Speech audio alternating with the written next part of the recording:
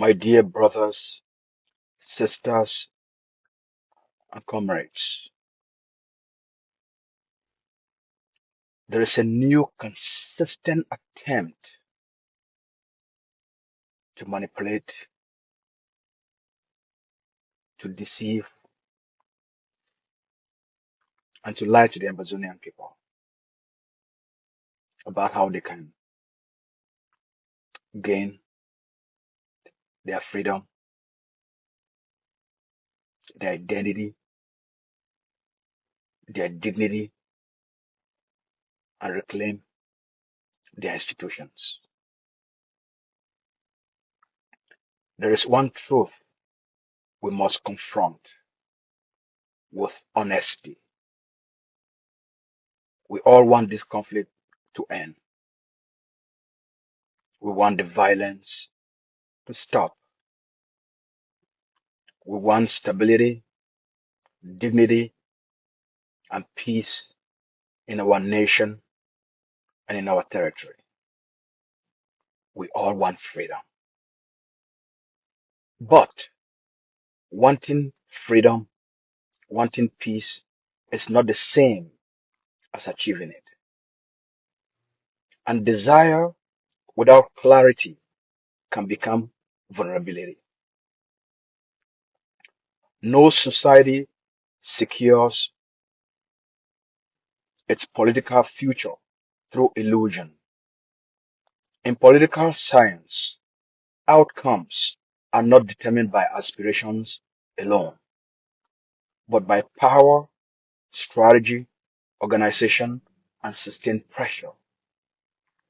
When a people misdiagnose their situation, they adopt strategies that cannot deliver results.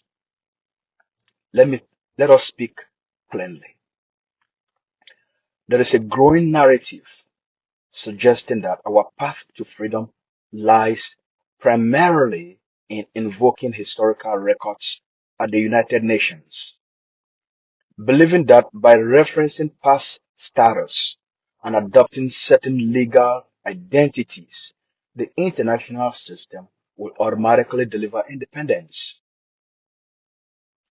This is not how the international system works.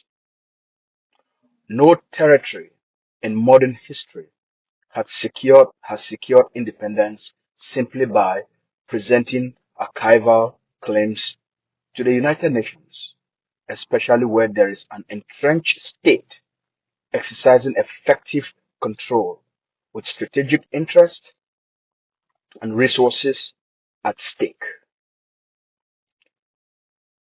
International outcomes are shaped by a combination of internal resistance, political organization, diplomatic leverage, and shifts in external incentives. History is instructive. Zimbabwe did not achieve independence because of archival recognition alone. Its liberation required sustained internal struggle, international pressure, and geopolitical alignment. Ghana, formerly known as the Gold Coast, did not gain independence because of the preservation of a colonial name or legal designation.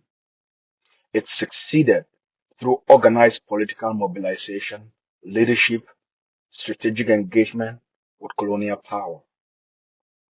Names by themselves do not determine political outcomes.